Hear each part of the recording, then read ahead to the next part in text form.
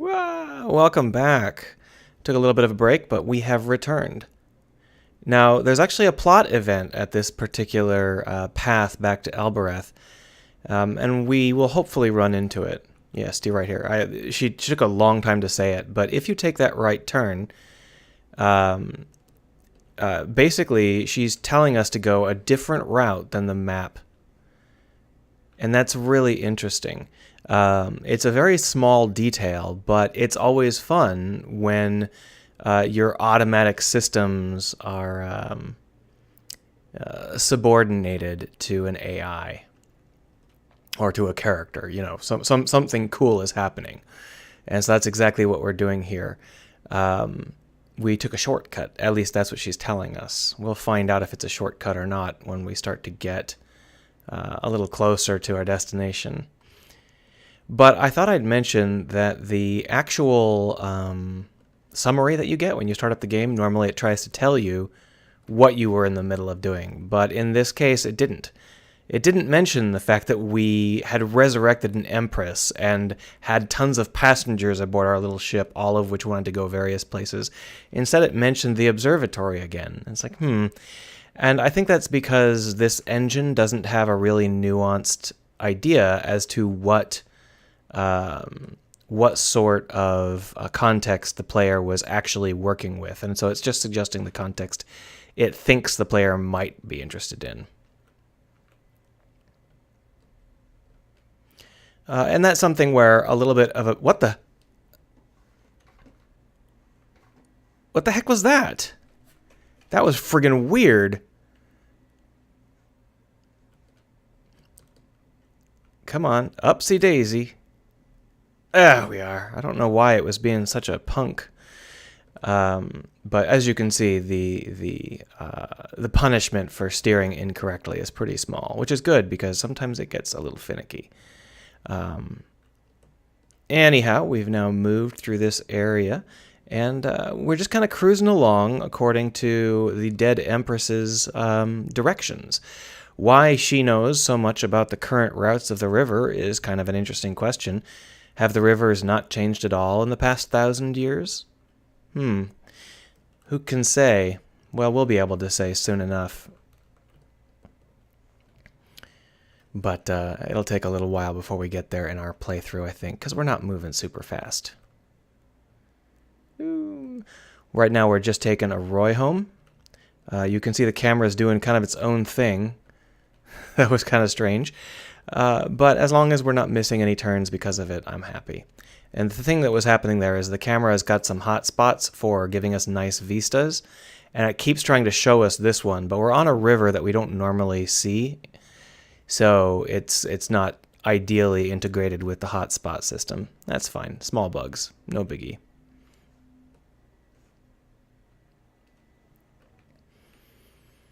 Anyway, we took a short break, couple of days off.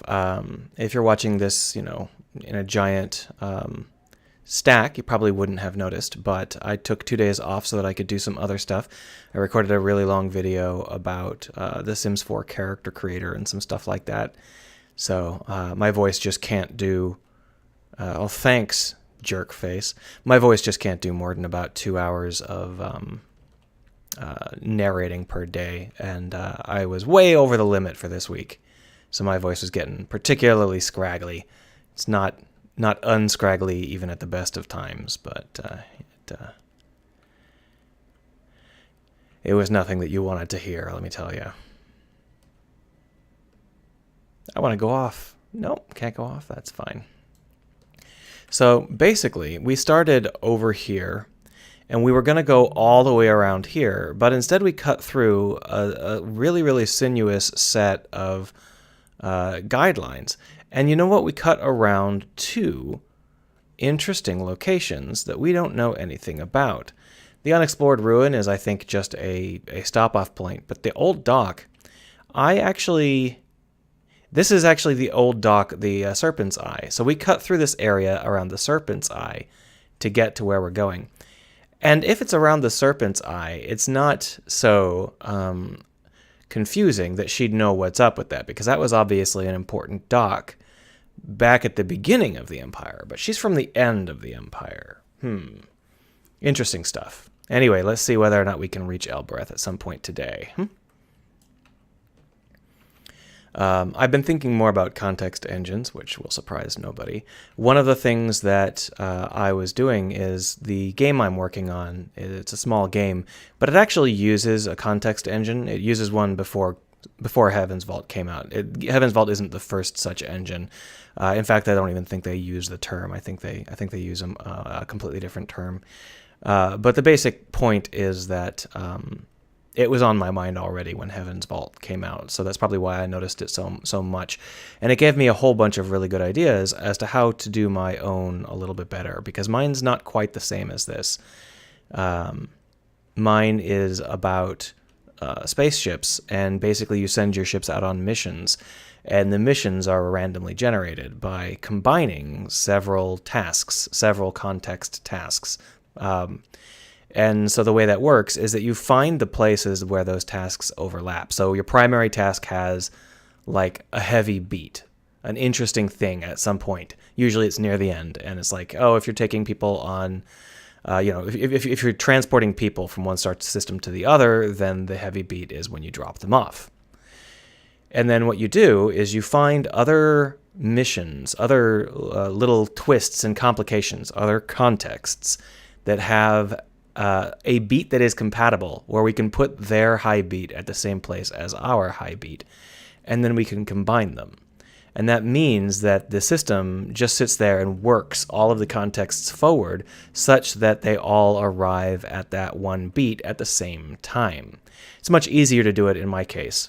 We'll talk about that in a little bit here.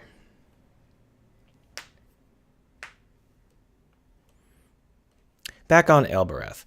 I should show the metal cylinder to Oroi. Sure, why not? The joke is that Oroi is on the ship with us. She's been there for quite a while.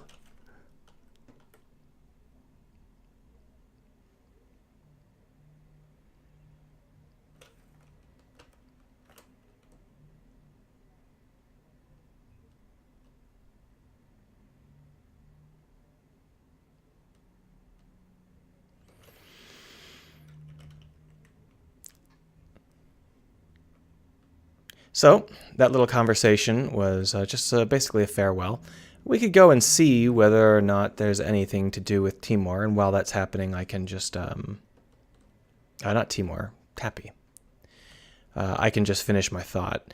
So basically, the thinking was I have an easier time of it because my game is not set up as a game where the player has a lot of free choice. It's just a mission that unrolls, and the real challenge is making sure your stats are up to the job and making a couple of basic decisions. It's not like you can choose to go off to another planet or anything. You're just setting up ships and sending them out. So it's much easier for my context engine to control the flow of the player, because literally the player has no flow other than what the context engine tells the player to do. So that's something where that was on my mind coming into this, and it's why I wanted to do a playthrough in which I show you the contexts can misfire. The contexts can fire at inopportune times. You can get twists at the wrong moments. You have to line those contexts up. And that was one of the things I really wanted to show you, because it's something you can fix if you have an engine specifically built to do that. Uh-oh.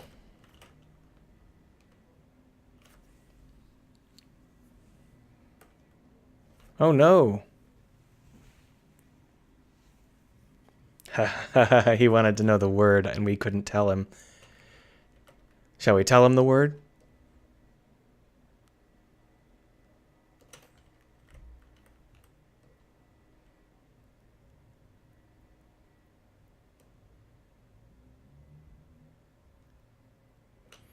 Let's see what we can get out of him while we're here. I'm not going to show him the crown. I don't want him to know that the crown exists.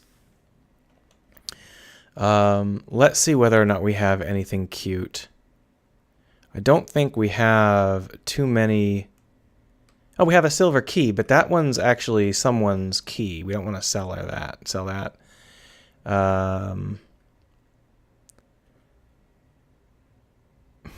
I'm trying to find something that might be the incense burner. Do you think he'd be interested in an incense burner? Let's find out.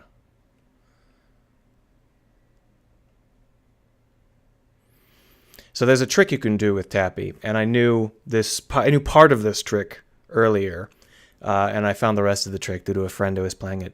You can get into an infinite cycle due to the way that the game feeds you new things, and basically you can just keep going on a cycle back between Tappy and the other guy, and then your contact back on Iox.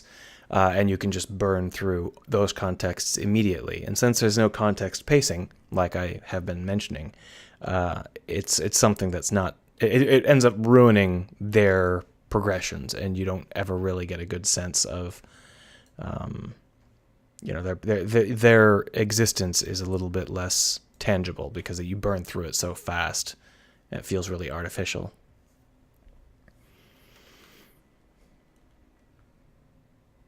Oh, and the other thing you can do is you can actually feed this guy just bad crap. You can give him the most useless stuff that he doesn't care about. He'll say, I'm not interested, but if you keep presenting it, he'll be like, fine, which is fine. It's obviously there just in case someone gets stuck. So this is like must and such. So I said truth. It could be true. And this could be... That's not story. So let's see. This book tells true. I mean, it could be story, but that's awfully short for story, don't you think?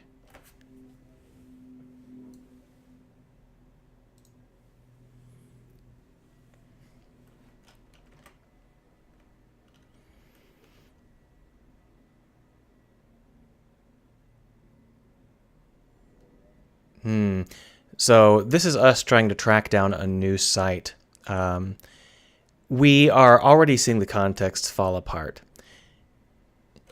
The context we've got, we never found out that her key was for the ancient library. In fact, we haven't even talked to anybody about the key. So that's the context's kind of falling apart, which is okay, I suppose. It happens, but it's something that's a little bit... it's just because the engine is handcrafted. There's no tools to help them keep all this crap straight. The other thing we can do is we can go back over to Oroi and see whether she wants to see that metal cylinder. But as I was trying to say, you have to sync up your contexts so that there are specific points where... Oh, I thought that was a person going to talk to us. What's going on? That was interesting. There are specific context points where several contexts will need to fire at the same time for maximum emotional impact. But one of the things that you have to keep in mind is that there might have to be several of them in a row, or in the progression, in order to get the right feel at the right time. I'll give you an example after I ring this bell here. So, for example, if you're dropping people off, you're taking people from one part of the galaxy to the other and dropping them off, you might also have a plot line where a spy gets aboard. And then you might also have a plot line where someone is hunting for illegal paperwork problems. And those are all going to combine and come to a head at that one particular thing, at the drop-off point, where you're going to have to get all of them tied up at the same moment. But in order to do that, we have to connect them in ways that makes sense. And that way, we have to link them up in several different locations in several different ways.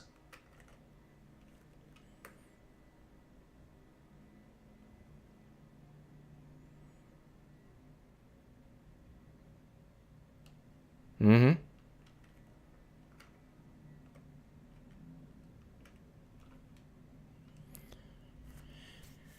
I would really like Oroi to revamp my my ship so I can go somewhere else. So, for example, you might have the spy and the person who is responsible for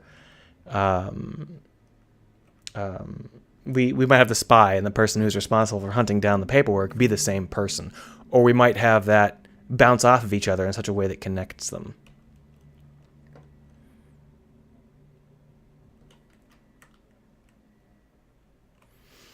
But you have to set that up, and the context engine has to know how and when to do it.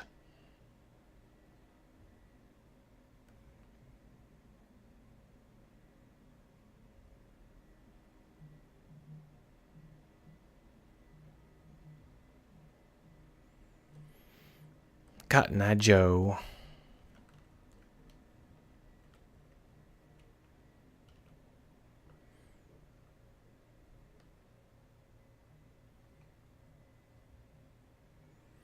So we're now learning about the idea that we need to go somewhere really far off the map. And we kind of touched on this in earlier episodes. And now we're just trying to figure out, we're feeling out the idea, the path forward here. Trying to figure out how to get there. We need more rivers. We need more air. I did flip Elbereth on its back. Yeah.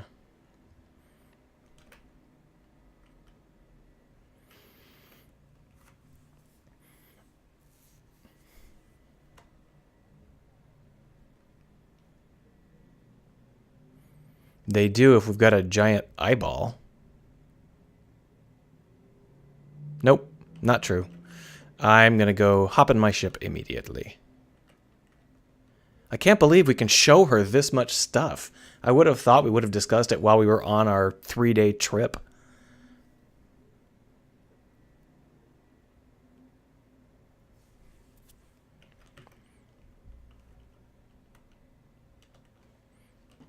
I have no use for the shard on its own, so I am much more interested in giving it to her and having it help her pass gas or whatever. So we already know what these are. We know that they are telescopes that communicate back to a central hub, and we need 3 or 4 of them to triangulate the position. We already have 4 of them, but the contexts haven't finished working themselves out yet. So we've already learned that we need 4 of them, but it didn't trigger the fact that we already have 4 of them.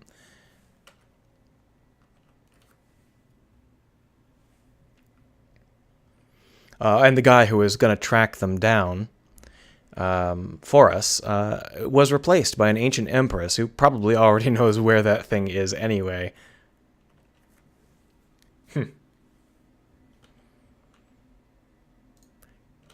Oh, I don't want to talk to her about that. Can I just back out? No, fine.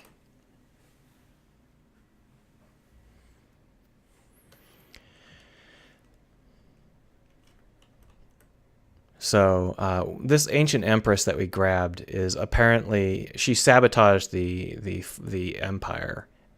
And then somehow the other emperor kind of escaped onto a moon or something. We haven't really worked out what's going on there. But it could be that she was the one that escaped to the moon. It depends on whether or not the method of making robots kills or not. It could be that they're just making copies of human brains, in which case there could have been an empress stuck where we found her, and there could also have been one back on the moon that we started this journey on with Renba's little moon. But I was under the impression that was an emperor. It could be that the logic there is a little bit like they don't have masculine and feminine verbs quite as easy, or nouns quite as aggressively as we do. All right, well, we've found everything we came here for. We could go down and try and get some booze, but I don't have any particular urge to get any more toys at the moment. We're all toyed up. What we're going to do is we're going to go back to the ship, and we're going to fly wherever this robot wants us to go. And that's probably going to be Iox. But you know what? First things first, we're going to stop recording and start up a different episode.